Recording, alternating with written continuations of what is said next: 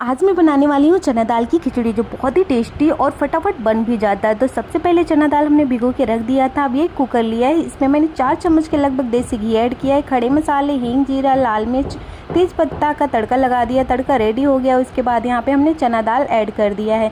चावल ऐड करने के बाद अच्छे से हम मिला लेंगे। उसके बाद यहाँ पे हमने 1 चम्मच के लगभग नमक ऐड कर दिया है। अब यहाँ पे हमने पानी ऐड कर देंगे। पानी ऐड करने के बाद यहाँ पे हमने 1 सीटी लगा दिया है और कितना प्यारा कलर आ रहा है गाइस। बढ़िया से हमारी चने दाल की खिचड़ी बनके रेडी हो गई है। अगर मेरी वीडियो आप लोगों को अच्छी लगे तो वीडियो को लाइक करें, शेयर करें, कमेंट करें। मिलते हैं अगली वीडियो में। Thank you.